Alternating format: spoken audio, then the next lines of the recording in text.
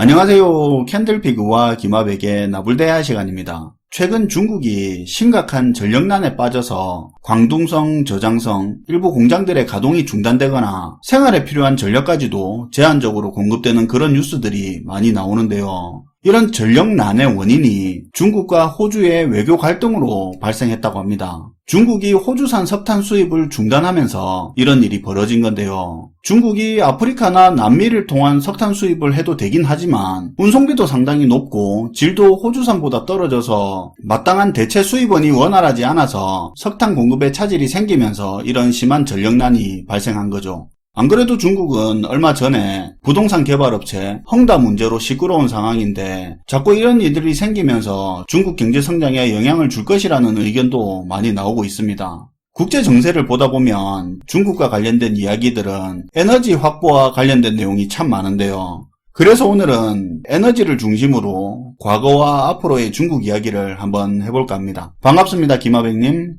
네, 안녕하세요. 우리나라에서 1950년에 한국 전쟁이 발발하게 되는데요. 당시에 중국은 우리나라에서 발생한 한국 전쟁 때문에 석유 공급이 중단되는 일을 겪게 됩니다. 그리고 이후에 중국은 국제 관계에 있어 소련과의 갈등까지 더해지게 되면서 에너지 확보에 더 큰 어려움에 처하게 되는데요. 그러자 당시에 중국은 최우선 과제로 에너지 자립 문제를 내세우게 됐어요. 그러니까 석유를 자급자족할 수 있는 중국이 그런 나라가 되겠다고 외친 거죠. 그리고 드디어 1959년에 만주 다칭 지역에서 대규모 유전지대가 발견되는데요. 실제로 중국은 여기서 발견된 대규모 유전 덕분에 석유 생산국이 됐고요. 심지어 1980년대에는 자체적으로 생산된 석유를 국내 소비에 다 쓰고도 남아서 남는 생산분을 일본에다 수출하기도 했는데요. 이처럼 중국은 1980년대까지만 하더라도 석유를 수출할 수 있는 석유 순수출국인 나라였습니다. 그런데 중국이 1978년에 개혁 개방을 했으니까 사실 80년대 초반까지만 하더라도 중국 경제는 그렇게 발전하지 않은 나라였다고 볼 수 있어요. 그러니까 석유가 남았겠죠. 참고로 중국이 에너지 수입을 워낙 많이 하다 보니까 석유가 안 나는 나라로 알고 계시는 분도 많이 있는데 중국이 세계 산유국 순위 6, 7위 정도 하는 그런 산유국입니다. 네, 하루에 대략 380만 배럴을 생산할 수 있는 산유국가죠. 어쨌든 중국은 개혁 개방이 시작된 이후로 1980년대 중반쯤부터는 전 세계에서 가장 빠른 경제 성장을 하는 국가가 됐고요. 이렇게 중국이 급속한 경제 성장이 시작되고 나니까 당연히 중국 국내에서 사용할 석유 수요도 같이 늘어나게 됐는데요. 결국엔 1993년을 기점으로 중국에서 생산되는 석유 양보다도 자국에서 소비되는 양이 더 많아지게 됐습니다. 게다가 2001년에 들어선 중국이 WTO라는 세계무역기구에 가입하게 되면서 더욱 가속화된 경제성장을 보이게 되는데요. 이때부터 전 세계의 공장 역할을 시작하게 된 거예요.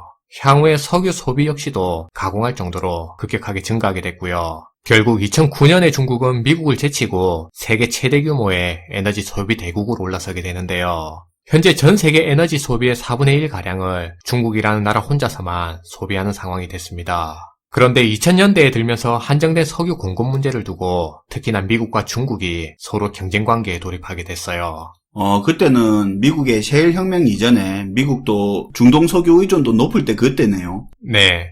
사실 국제 무역 관계로만 보자면 미국과 중국은 상호 의존적인 관계였는데요. 그런데 석유 수급 문제에 있어서는 두 국가가 서로 경쟁하는 관계에 놓이게 된 거죠. 중국은 경제 성장 이후에 어느 시점에 들어선 미국과의 경쟁 구도가 더욱 깊어질 걸로 예상하고 있었고요. 에너지 확보 과정에서 특히 남중국해를 중심으로 미국이 장애 요인이 될 수 있다고 생각했는데요.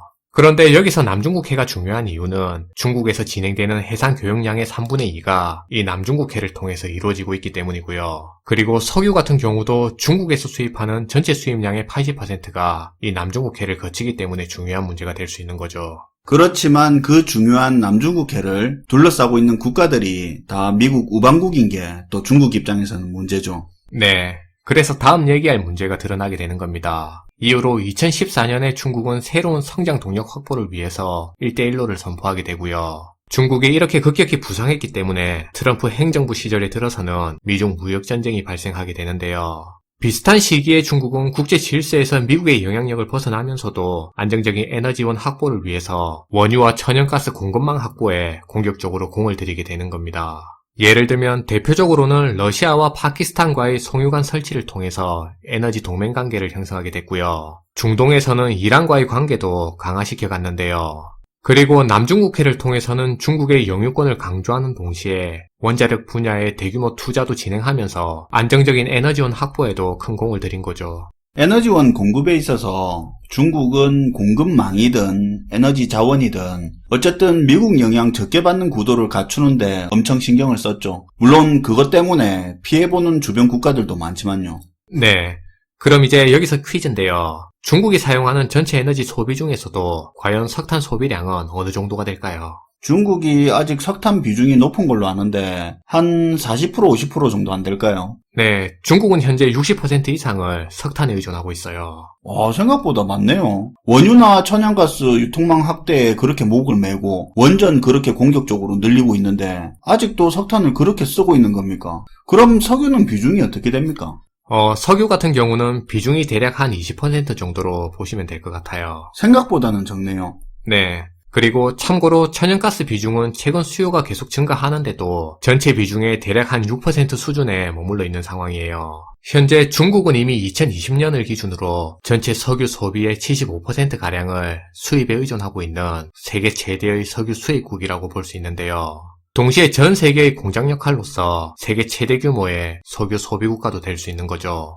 그리고 이런 석유를 포함해 중국이 수입하는 천연가스의 절반 이상이 LNG 형태의 가스선으로 운반되다 보니까 이 역시도 대부분이 남중국해를 지나서 중국으로 들어오게 되는데요. 그러다 보니 중국 당국의 입장에서도 남중국해를 통한 안정적인 에너지원 확보 문제에 더욱 신경 쓸 수밖에 없는 거죠. 신경을 쓴다는 게 남중국해 바다에 자기들 영유권 과도하게 주장하고 인공섬 지어서 군사기지 만들고 하는 것들이죠. 그렇죠. 최근에 신문 보도를 보시면 중국은 현재 최악의 전력 부족 사태를 겪고 있는데요. 중국이 호주산 석탄에다가 수입 금지를 때린 게 부메랑이 돼서 지금의 전력 부족 사태로 확대된 거죠. 일각에서는 투자은행들이 중국의 경제성장 전망치마저도 낮출 정도로 심각한 전력난을 겪고 있는 상황이라고 하는데요. 일단 최근의 전력난으로만 보면 당장 문제는 석탄으로 볼 수 있는데요. 그런데 이거는 사실 중국 당국의 입장에서도 안정적으로 석탄 공급을 늘릴 수도 없는 문제이기 때문에 단기적으로 대응해가면서 견뎌나가야 될 문제지 장기적인 차원에서의 이 석탄 문제를 가지고 에너지 정책을 펼쳐나갈 사안은 아니라고 볼 수 있어요. 맞죠. 지금 중국 중앙정부 차원에서도 탄소 배출 줄이려고 목표치를 지방정부에 하달하고 있는 상태고 그런 상황인데 석탄에 문제 생겼다고 당장 석탄에 집중하기는 어렵죠. 네, 오히려 중국은 기존에 공격적으로 추진해오던 원유와 천연자원을 포함해서 원자력 분야 쪽으로 장기적인 에너지원 확보 정책을 지금보다 더 공격적인 방향으로 치고 나갈 가능성이 크다고 볼 수 있습니다. 그 말은 남중국해나 그런 부분에 중국이 지금보다 더 강하게 나갈 수도 있다는 그 말이 되네요. 네, 그럴 가능성도 열려 있는 거죠. 그리고 그 과정에서 미국과의 충돌 가능성이 더 커질 수 있다고 볼 수 있어요. 예를 들면 남중국해를 두고 동남아시아 국가들과의 영유권 분쟁뿐만이 아니라 자유항행 문제가 더 불거지게 되면서 미국과의 충돌 가능성이 지금보다 더 심각해질 수 있는데요. 게다가 이 문제를 중국 입장에서 보면 대립해야 될 그 동남아시아 국가들 대부분이 미국의 우방국인 게 또 골치 아픈 문제가 될 수 있겠죠. 그리고 현재 중국은 중동 지역에서 중국의 영향력 확대를 위해서 굉장히 크게 노력하고 있는데요. 그리고 추가적으로 보면 최근에 중국은 러시아와 원유 거래를 할 때 달러 대신 위안화와 루블화를 대신 사용할 거를 협의했는데요. 그것도 어떻게 보면 다른 측면에서 안정적인 에너지 공급 상황을 만드는 거죠. 네. 그렇게 보면 마찬가지로 장기적인 관점에서 중국은 친중 국가들과의 에너지 거래를 할 때 점차 위안화 사용을 확대시키면서 기축 통화인 달러의 사용 비중을 위축시키는 그런 교역 정책을 펼쳐나갈 수 있는 거죠. 결과적으로 중국은 지금까지보다 더 강한 에너지 정책을 펼치게 될 가능성이 크고요. 그럴수록 미국과의 마찰 강도 역시도 더 높아지는 결과로 이어질 수 있는 거죠.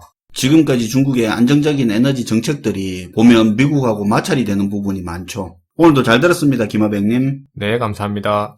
석탄으로 인한 중국의 이번 전력난이 중국의 경기 둔화 가능성에 힘을 보태고 있는 건 사실이지만 지금보다 훨씬 더 빠른 속도로 중국은 중동, 남중국해 영향력을 높이는 등 석탄 의존도를 줄이는 계기를 제공할 수도 있는데요. 앞에서도 이야기했지만 중국이 석탄 의존도를 줄이고 석유, 천연가스 비중을 늘리고 공급망을 확보하는 이 과정이 미국과 부딪힐 요소가 많다는 부분도 같이 기억을 해주시면 좋을 것 같습니다. 그나저나 요즘은 미세먼지가 별로 없어서 창문도 자주 열고 좋기는 하네요. 시청해주셔서 감사하고요. 지금까지 나불대화 시간이었습니다.